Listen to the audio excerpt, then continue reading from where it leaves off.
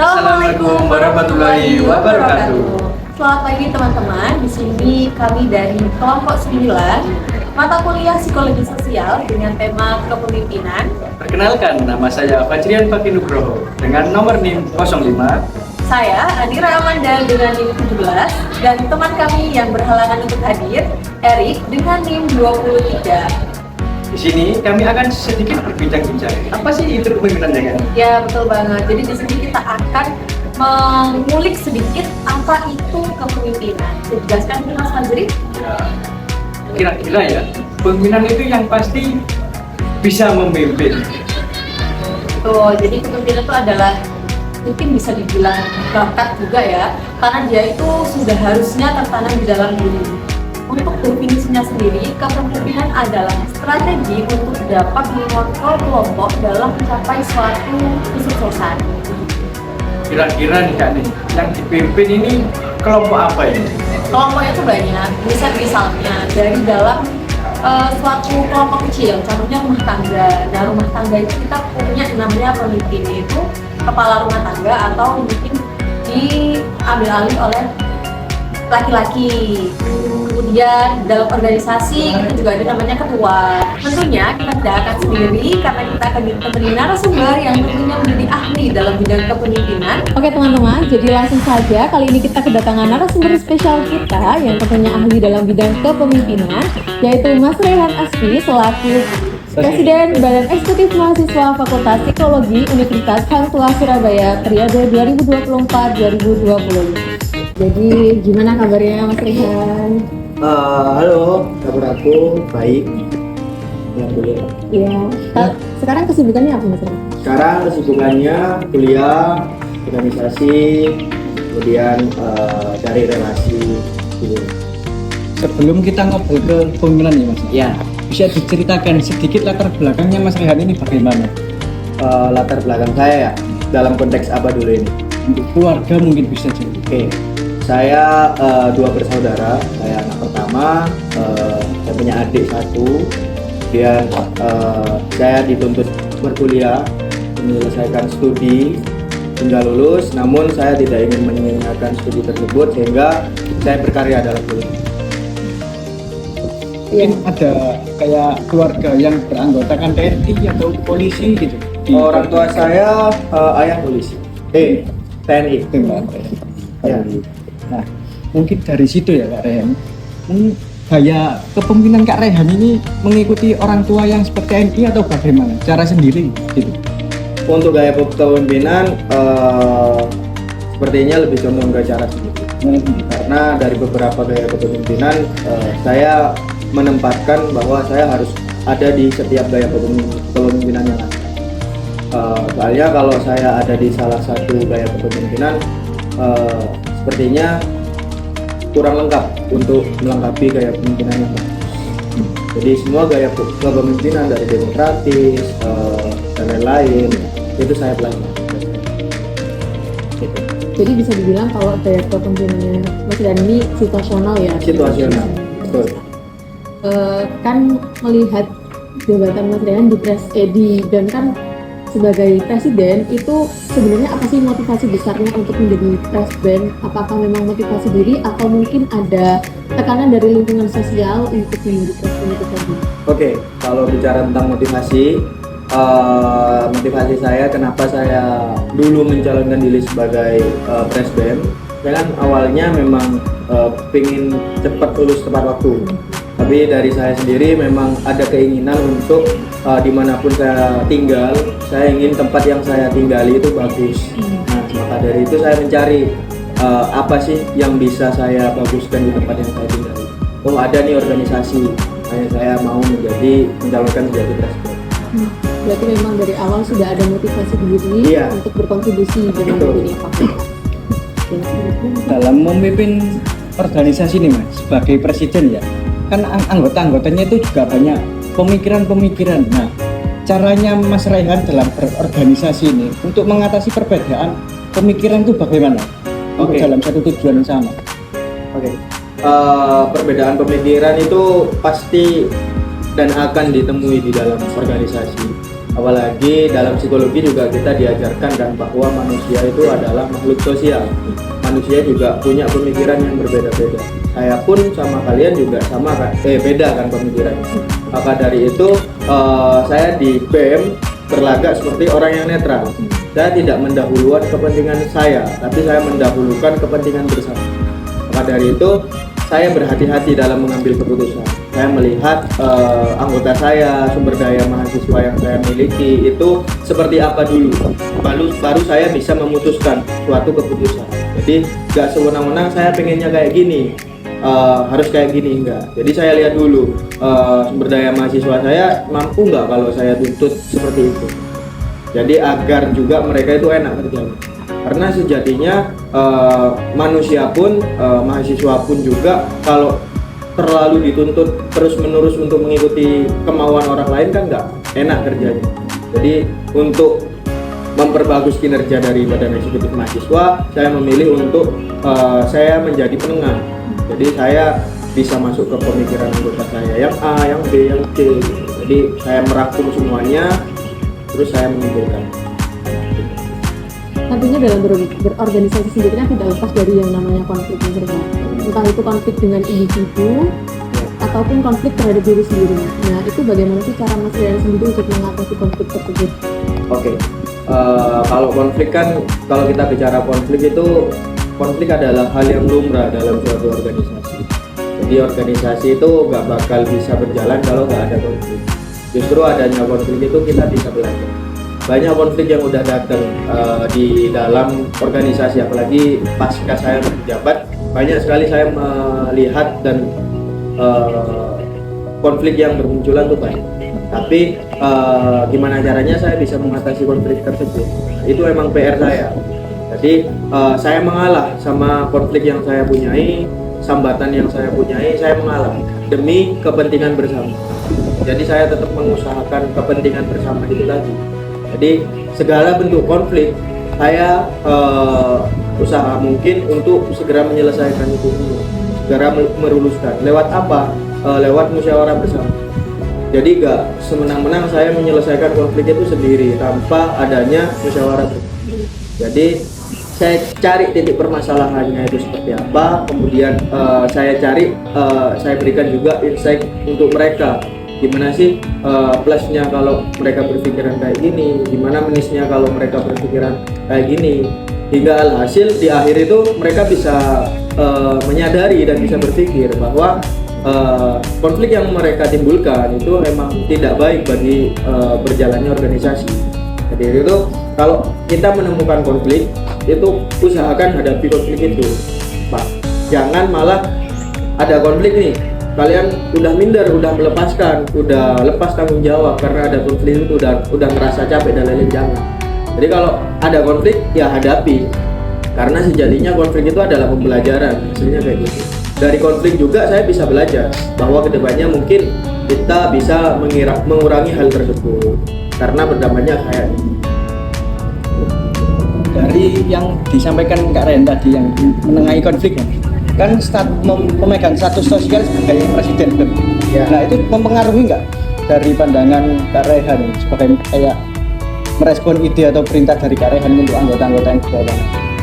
Kalau merespon konflik, kalau mempengaruhi bagi saya nggak ada pengaruh. Soalnya ya kembali lagi, saya dulu mencalonkan kan karena suatu tujuan, yaitu memperbagus tempat yang saya hinggahi. Jadi kalau mempengaruhi saya lebih ke saya berkomitmen untuk menyelesaikan apa yang udah saya mulai itu dengan. Jadi gak ada pengaruh sih bagi. Ya, kemudian apakah identitas sosial dalam organisasi tersebut itu bisa memperkuat solidaritas dalam Badan Eksekutif Mahasiswa? Sangat. Identitas sangat berpengaruh juga, mempengaruhi itu juga. Soalnya identitas kan juga berpengaruh ke kehidupan sosial juga. Jadi dimana kita ada di situ di suatu tempat yang sudah kita baguskan, itu juga berdampak ke masing-masing anggota kita. Jadi pasti kalau mereka emang yakin dan mereka juga memanfaatkan kedudukan mereka, pasti itu berdampak ke kehidupan.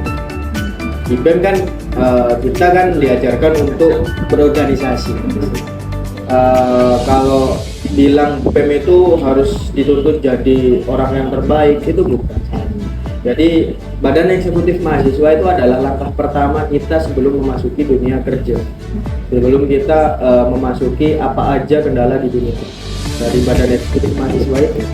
Jadi saya selalu menekankan kepada anggota saya bahwa apa yang kalian dapatkan itu adalah yang akan kalian dapatkan di dunia pekerjaan, entah itu di dunia pekerjaan atau di dunia instansi pemerintahan, semuanya itu hal yang sama. Ya pasti ada pembelajarannya dari Badan Eksekutif Mahasiswa ini. Jadi mereka pasti mendapat hikmahnya kalau memang mereka benar-benar niat. Seperti yang dibicarakan tadi ya, kan Kak Rehan ini mengikuti tipe kepemimpinan yang situasional. Iya. Nah, caranya Kak Rehan ini dapat menginfluence perilaku positif tanpa menggunakan kekerasan, kekuasaan formal. Itu bagaimana? Caranya mengalah. Bisa dijelaskan secara rinci bagaimana mengalahnya? Memang kita sebagai pemimpin itu, layaknya pemimpin itu punya keinginan untuk berlaku sewenang-wenang itu ada, kayak mengambil keputusan sewenang-wenang, kemudian menggunakan jabatan itu sebagai kekuasaan, itu ada perilaku. Tapi kalau dari saya pribadi, saya memilih untuk janganlah, tetap utamain demokrasi, karena sejatinya pemimpin yang baik itu adalah pemimpin yang mau mendengarkan anggota. Jadi saya buang ego saya buang apa yang saya pikirin tentang hal-hal buruk yang akan saya lakuin waktu menjabat, saya buang. Jadi saya di sini memang untuk fokus ke tujuan saya, dan tujuan saya akan terlaksana kalau anggota-anggota saya juga bisa bekerja. Mau gimana pun saya bekerja bersama anggota-anggota saya. Kalau nggak ada anggota-anggota saya kan nggak bisa saya bekerja. Betul sekali. Berarti dalam memimpin itu tentunya sebagai pemimpin dibutuhkan rasa mengalah ya. Iya. Untuk mendengarkan seluruh suara tentunya. Oke Mas Rian, untuk pertanyaan selanjutnya, adakah prinsip yang selalu dipegang atau diterapkan dalam memegang kekuasaan pimpinan ini tadi? Prinsip yang saya pegang untuk memegang kekuasaan itu adalah setinggi-tingginya kamu menjabat, manusia itu adalah manusia. Jadi jabatan itu aslinya adalah suatu formalitas dalam sebuah organisasi. Manusia itu adalah orang yang benar-benar sama. Jadi jabatan adalah formalitas, manusia adalah orang yang sama. Maksudnya kayak gini, mau setinggi apapun jabatan kalian, yang namanya manusia itu sama manusia. Jadi derajat manusia itu sama-sama makan nasi juga. Jadi meskipun kalian menjabat, meskipun kalian berlabel seorang pemimpin, itu tetap ingatlah kalau kalian itu sama-sama manusia. Memanusiakan manusia itu kan tata krama nomor pertama, memanusiakan manusia. Jadi jangan sampai kalian beranggapan raja itu kan buat negara-negara yang di luar sana itu kan. Mungkin ini ada pertanyaan terakhir yang mau disampaikan. Idola Kak Rehan ini siapa, tokoh utama, dan kenapa itu dijadikan idola? Ya, idola saya adalah orang tua saya. Jadi kenapa orang tua saya? Karena dari kecil saya melihat bahwa orang tua saya, terutama ayah saya, itu bisa menghidupi saya, menghidupi keluarga saya, itu tanpa rasa rasa pamrih juga. Nah, kenapa saya menjadikan idola? Karena gak ada beliau, gak ada saya juga. Jadi meskipun dari beberapa banyak tokoh yang saya idolakan, tetap yang utama adalah orang tua saya. Jadi janganlah saya kacang lupa kulit, janganlah. Jadi tetaplah mengidolakan orang yang memang berkontribusi banyak dari hidup saya. Jadi orang yang spesial dalam hidup saya pun juga adalah orang yang berkontribusi banyak di hidup saya. Ya termasuk orang tua. Kan kita ini kan lagi di masa pemilihan umum nih. Kira-kira Ya. ada nggak pesan untuk presiden selanjutnya? Oke, ini kan udah akhir periode juga ya di periode saya 2024-2025.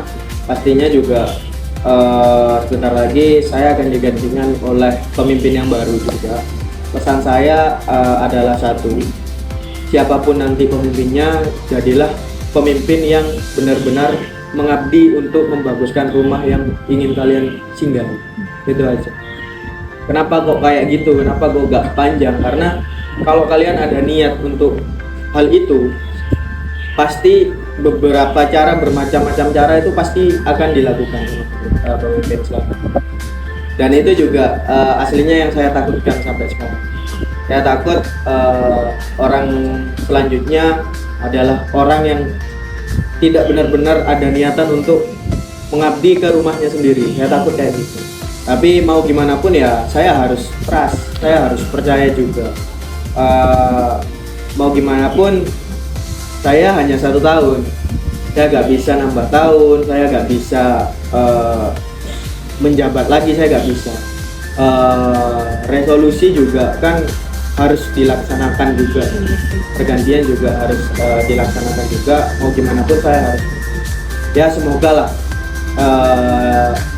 penerus saya nanti siapapun itu adalah orang yang bertanggung jawab, orang yang mempunyai niat, orang yang emang ingin mengabdi pada kita. Terima kasih Mas Rian atas waktunya sudah mau diundang ke podcast kami. Jadi lanjutkan. Untuk hari ini cukup selesai, sekian. Terima kasih. Jadi dapat kita simpulkan bahwasannya kepemimpinan itu adalah kemampuan untuk mengarahkan, menginspirasi dan juga membangun kerjasama demi tercapainya suatu nilai ataupun suatu tujuan. Kita ini Mas Ajri. Betul banget Kak. Iya. Jadi Kak Rehan ini menerapkan prinsip seperti kepemimpinan yang situasional. Betul. Jadi bisa nggak hanya lewat keputusan diri sendiri, melainkan juga keputusan bersama dengan caranya yang menjadi prinsipnya Karena yaitu dengan cara mengalah. Karena dengan mengalah tadi kita bisa mengambil semua suara dan juga mencari jalan tengahnya untuk mengambil nilai kebaikan itu tadi. Keren sekali cara kepemimpinannya Kak. Iya. Dia selalu terbuka untuk sebagai Iya, betul anggota-anggotanya. banget. Jadi pemimpin itu bukan hanya mencapai nilai diri ya, tetapi lebih diutamakan untuk integritas, kemudian empati dan juga tentunya menjadi teladan. Jadi selain untuk membangun diri diri, tetapi kita juga memiliki kontribusi nyata terhadap lingkungan sekitar. Apakah kita ini termasuk orang yang terdampak atau bukan? Oke, cukup sekian dari kami. Sampai jumpa di lain waktu. Assalamualaikum warahmatullahi wabarakatuh.